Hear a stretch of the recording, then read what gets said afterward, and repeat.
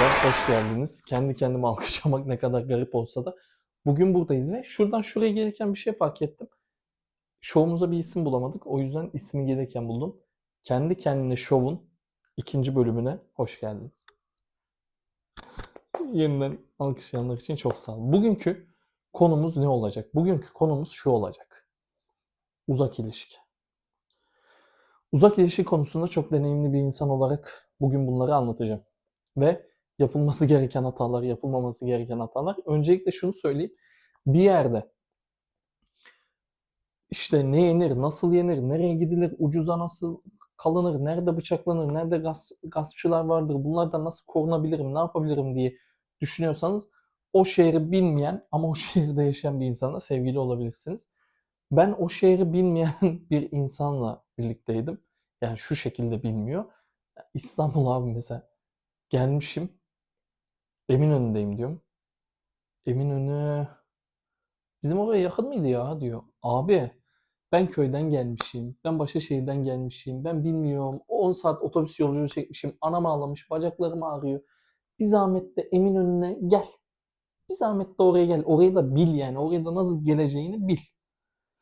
O derece bilmiyordu. Ama bu sayede ben şunları öğrendim. Mesela nerede ucuza bir şey yiyebilirim? Nerede iyiye kalabilirim? Nereye girmem lazım? Nereye girmemem lazım? Mesela bunları rahatça gördüm. Ve ama tabii ki de problemler şuradaydı. Profesyonelleşinceye kadar olan ki süreç. Burada şöyle bir sıkıntım vardı. Daha acemi olan zamanlarımdayım. Yanına gideceğim bir gün. Bir yer bakıyorum pansiyon ucuza. Abi ucuza Fatih'te buldum. Tabii Fatih'te de buluyorum da yani benim fotoğrafta gördüğüm bakıyorum. Su var, yatak var. Okey kalınır. Benim için sıkıntı yok. Ben kalırım. Yatağı var, suyu var. Daha ne olsun? Adam olanı çok.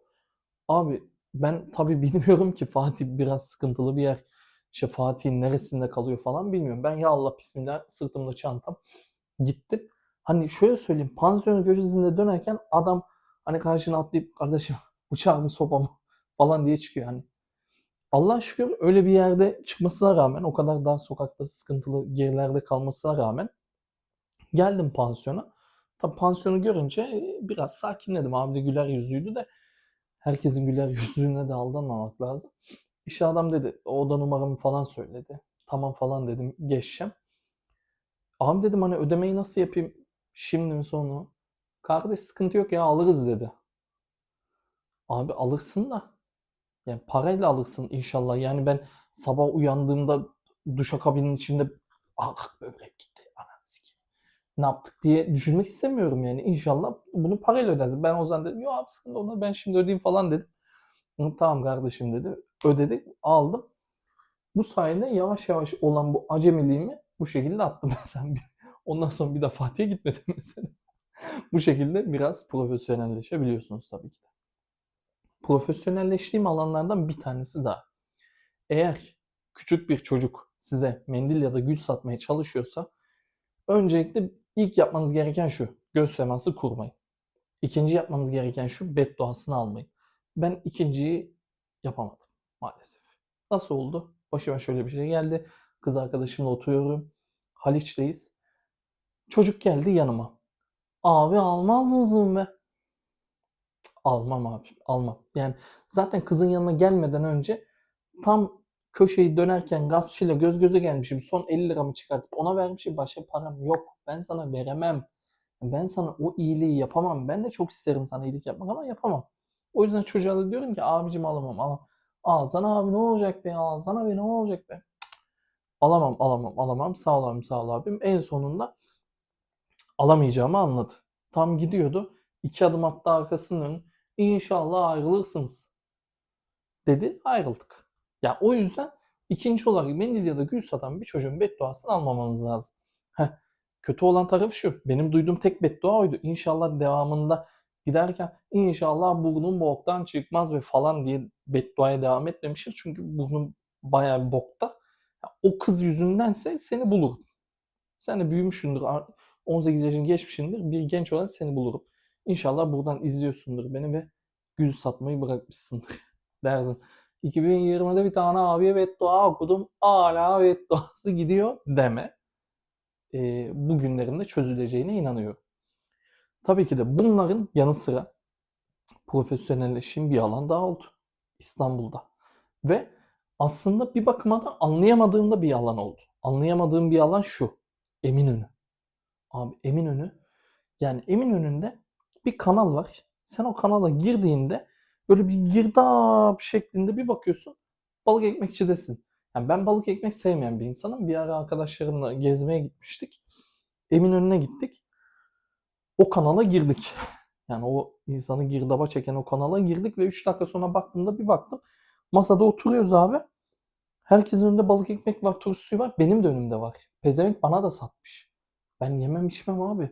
Hani bir de yesen ilk ısırığında şeyle göz göze geliyorsun. Kenarda fiyat tabelası. Ananı diyorsun 200 liraya balık ekmek yiyoruz. Bu girdaptan kurtulmanın bir olayı var. Ben bu şekilde kurtuldum. Şöyle kurtuluyorsun. Bu balıkçılara gelmeden önce çok kısa bir alanım var, tamam mı? O alanda da bir iki tane simitçi var. Merdivenden iniyor. Merdivenden inerken simidi aldın mı abi? Aldın. Adam sana gel abi balık ekmek ya abi diye seni götürmeye çalıştığında diyorsun ki sağ ol abi simit var, sağ ol abi simit var. Sen diyorsun ki sağ ol abi ben yemeyeceğim abi diyor. Öbür tarafa doğru gitmeye başlıyorsun. Bu benim Eminönü'ndeki sapık balık ekmekçilerden kurtulma yolum. Bu şekilde kurtuluyorum. Ve ne kadar aslında gelenekçi bir adam da olsam, ne kadar geleneklerine sahip köylü bir adam da olsam, insanlar kendine itiraf edebiliyor mu bilmiyorum. Ama şöyle bir durum var.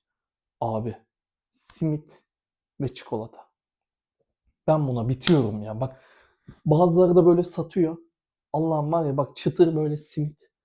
Arasına koyacaksın çikolatayı, kapatacaksın, ısıracaksın. Abi böyle güzel bir şey olamaz. Yani krem peynirci gelenekçiliğimi ben çikolataya sattım. Yani çünkü çok güzel bir şey ve ben şunu da fark ettim. Bu simit çikolatanın PR'ı yapılmıyor. Yani bu kadar geniş bir kitleye duymuyor. Yani bunu midyeci Ahmet olsa hemen yapardı. Hemen bir alırdı kamera. Evet arkadaşlar merhaba simitimiz burada. Çikolatalımızı böyle döküyoruz. Ben her gün taze taze bir tane yiyorum. Deyip oradan da hop yapardık. Ne yapardık? Hemen bir esrair ol. Evet arkadaşlar ben bugün evlenmek istiyorum. Derdin yapardım. Ama bunun PR'ını yapamadık. Yani simit, çikolata çok geri planda kaldı. Bence insanların evlerinde gizli gizli yediği ama kimseye de söyleyemediği, hani gelip de bir krem peynirci beni dövmesin diye söyleyemediği şeylerden bir tanesi. Ama ben buna inanıyorum. Bu sayede ne oldu bak? Bir tane şehir gördüm, bir tane hayatıma insan girdi derken o şehirde neler olur, nasıl gidilir, neler değinir, nerelerde neler yapılmaz birçok şeyi gördüm. Tabii ki de hala gidip görmek istediğim, hala nerede ne yenir, nasıl olur diye bilmek istediğim şehirler var. Hani diyorsan abi bu şehirleri görmek için oradan birini mi ayarlıyorsun? Hayır, o kadar zaten yakışıklı bir adam da değiliz. Onu da yapamazsın. Çünkü ben biraz doğu tarafını da görmüş bir insanım. Yani doğunun şehirleri kötülüğünden ya da işte oradan birinin bulunmazlığından değil de şöyle bir sıkıntı var. Mesela ben Hakkari'de askerlik yaptım. Hakkari şöyle bir yer. Cadde var. Sağda solda bina var. Bitti. Bu kadar. Yani çok da Hakkari'yi keşfetmeseniz de olur yani. Ki oraya giderken de şöyle bir durum oluyordu. Direkt Hakkari'ye gidiş yok. Ben ta uzakta Muğla'da olduğum için ben Muğla'dan e, o şeye biniyordum. Otobüs diyorum kusura bakmayın. Uçağa biniyordum. İstanbul'dan Van'a gidiyorsun. Van'dan da işte biz askeri olduğumuz için zırhlı araçlarla gittik Hakkari'ye. Dönerken de arkadaşımla şöyle dedik. Tezkereyi aldığımızda dedik ki hani bir gün erken dönelim Van'da kalalım. Gidelim. Abi ben Van'a gittim. Van çok rahat bir yer harbiden. Ve hani şaşırdık çünkü hani Doğu bir ilinde insanların bu kadar rahat giyinmesi falan. Çünkü ben 5-6 yıl İzmir'de yaşamış, 7-8 yıl Muğla'da yaşamış biri olarak bana biraz garip geldi. Bunu sorduk hani biraz abi işte nasıl böyle insanlar falan. Şunu öğren bunlar İranlı kadınlar, kızlar.